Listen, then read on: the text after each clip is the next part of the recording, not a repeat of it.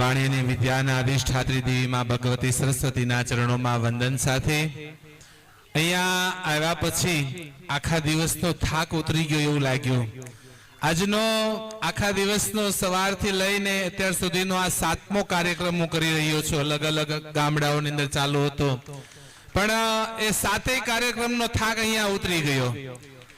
બે ક્ષણ માટે તો એવું લાગ્યું કે જાણે ઘડીક વૃંદાવન ની અંદર, ઘડીક ગોકુળ ની અંદર અને ઘડીક એ કુરુક્ષેત્રના રણ મેદાન ની અંદર આવી ગયા હોય કે જ્યાં સાક્ષાત ભગવાન કૃષ્ણ અર્જુનને એ દિવ્ય સંવાદ સંભળાવતા હોય। ભોળાવદરની આ પ્રાથમિક શાળા શિક્ષણની એક અનોખી પ્રયોગશાળા મને બહુ ગમ્યો। ખરેખર અહીંયા જે બાળકો મંચ ઉપર જે કાર્ય કરી રહ્યા હતા એ તો આપણે બધાએ જોયું, આપણને ગમ્યું, પણ આ બાળકો પાસે કરાવનાર બીજું કોઈક હોય છે। કઠપૂતળીનો ખેલ હોય તો કઠપૂતળીને રમાડનાર નથી દેખાતો, તો આ બાળકોને આટલું બધું તૈયાર કરી અને આપણી સમક્ષ રજૂ કરનારા શિક્ષકો એના માટે આપણે વગાડીએ ભાવ।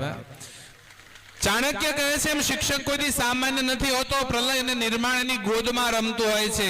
આપણે બે બાળકો નથી સાચી એકતા, અને આ શિક્ષકો એટલા બધા બાળકો સાચવતા હોય છે ને એટલા તૈયાર કરતા હોય છે। ત્યારે અહીંયા આવ્યા પછી ખરેખર એક અનુભવ, અલગ અહેસાસ થઈ રહ્યો છે આ ભોળાવદર સ્કૂલની અંદર। મને સાહેબે વાત કે ભગવાન કૃષ્ણ તો બધા જાણે છે, પણ કંઈક અલગ રીતે અમારે રજૂ કરવા છે। ભગવાન કૃષ્ણને સમજવા માટે તમે બધાને સમજી શકો, કૃષ્ણને સમજવા અઘરા છે, રામને સમજી શકાય। રામ સીધું સાધું ગણિત 2 ને 2 4 વાત પૂરી થઈ ગઈ છે ને। એ બગીચો છે, સમજી વિચારીને ઝાડવા વાવવામાં આવ્યા હોય। કૃષ્ણ જંગલ છે, આડબીડ ગમે ને આવું કે કૃષ્ણને સમજવો બહુ અઘરો।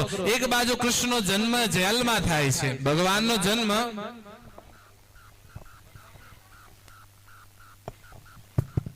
ભગવાનનો જન્મ જેલમાં થાય છે અને કામ મુક્તિ ના કરે છે। રણ મેદાનમાં અર્જુનને કહે છે કે અર્જુન, સર્વ ધર્માન પરિત્યજ્ય મામ એકમ શરણમ વ્રજ અહમ ત્વામ સર્વ પાપેભ્યો મોક્ષયિષ્યામિ મા શુચ। અર્જુન, બધું છોડીને મારા શરણે મોક્ષ આપી દે। પોતે બંધનમાં જન્માન, કામ મુક્તિ ના કરે છે। આ કૃષ્ણ છે, આને ન સમજી શકાય।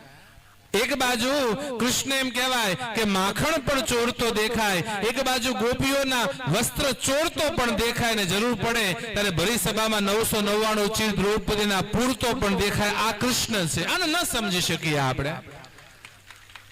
પ્રેમ વશ થઈ ગોપી ગોવાળો ગાયો માટે થઈ અને વાંસની હળવી એ વાંસળી વગાડતો ઉપાડતો પણ વાંસળી ઉપાડતો પણ દેખાય। અને ઈ જ વ્રજાંગના ગોપી ગોવાળો ગાય નંદ યશોદા ઉપર તકલીફ પડે, ઇન્દ્ર જળ વરસાવે ત્યારે 7 કોષનો ગોવર્ધન ઉચકતો પણ ઈ દેખાય। આ કૃષ્ણ છે, આને ન સમજી શકે। એક બાજુ અર્જુનને રણમાં યુદ્ધ માટે પ્રોત્સાહિત કરે છે। પોતાના ઉપર જ્યારે તકલીફ આવી, જરાસંધે ચડાઈ કરી તો મથુરાના રણ મેદાનમાંથી રણ છોડીને રણછોડ બનીને ભાગ્યો કૃષ્ણ। 17મી વખત 17 વખત હરાયો ને 18મી વખત જરાસંધ યુદ્ધ કરવા આવે ત્યારે રણ છોડીને કૃષ્ણ ભાગ્યા છે, દ્વારિકા જઈને રણછોડ બન્યા છે। એક બાજુ રણ છોડતો પણ દેખાય અને બીજી બાજુ રણ છોડીને ભાગતા અર્જુનને કહે છે કે અર્જુન, ક્ષત્રિય છો, ધર્મ મેદાનમાં ઉભો, તારું કર્મ છે, તું યુદ્ધ કરી લે, પરિણામની ચિંતા કર્યા વગર તું યુદ્ધ કરી લે। એક બાજુ રણ છોડતા અર્જુનને અટકાવતો પણ દેખાય। અને તમે વિચાર કરો, કૃષ્ણએ કેવડી ક્રાંતિ કરી છે। અહિંસા પરમો ધર્મ માનનારો સનાતન હિન્દુ ધર્મ, એની બદલે ભગવાન કૃષ્ણ અર્જુન કે તું યુદ્ધ કર, કે સામે મારા કાકા છે, મામા છે, દાદા છે, મારા ભાઈઓ છે। ભગવાન કહે છે એ જેટલા પણ છે અધર્મના ઓથ લઈને ઊભા છે, તારો ધર્મ એટલો તો આ બધાનો સંહાર કર। ધર્મની વાત આવે, દેશ રક્ષાની વાત આવે ત્યારે પરિવાર એક બાજુ, દેશ રક્ષાની સર્વોપરી વાત આવે ત્યારે બધું એક બાજુ, મારો દેશ સૌથી આગળ હોવો જોઈએ।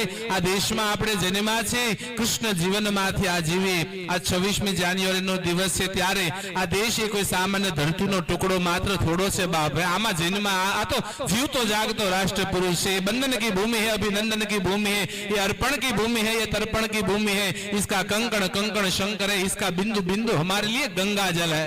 हम जिएंगे तो भी भारत के लिए और मरेंगे तो भी भारत के लिए। और मरने के बाद गंगा में बहती हमारी अस्थियों को कोई कान लगा के सुनेगा तो एक ही आवाज आनी चाहिए, ભારત માતા કી જય। આ ભાવ સાથે આ દેશનો એક એક યુવાન જાગે। આ દેશમાં જરૂર પડે ત્યારે ઘર ઘરમાંથી ભગતસિંહ નીકળી જાય, જરૂર પડે ત્યારે ઘર ઘરમાંથી ઝાંસીની રાણીઓ નીકળી જાય ને તો કોઈની તાકાત નથી મારા દેશ સામે ઊંચી આંખ કરી શકવાની। બાપ, આવા યુવાનો જાગે, આ દેશ માટે જાગૃત બનીએ, ધર્મ માટે, રાષ્ટ્ર માટે જાગૃત બનીએ તો ખરા અર્થની અંદર આ દેશ જે સોને કી ચિડિયા હતો, જે આ દેશ વિશ્વગુરુ હતો, ફરી આપણે બનાવી શકીએ। ત્યારે આપ સર્વના વહાલા વિદ્યાર્થી, આ બધા ભારતનું ભવિષ્ય છે બાપ।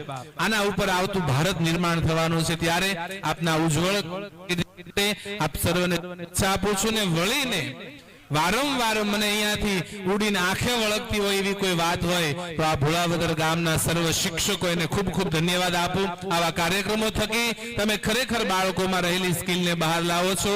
આપ સર્વના ઉજ્જવળ કારકિર્દી માટે સર્વને શુભેચ્છા। જય હિન્દ, જય જય ગરવી ગુજરાત।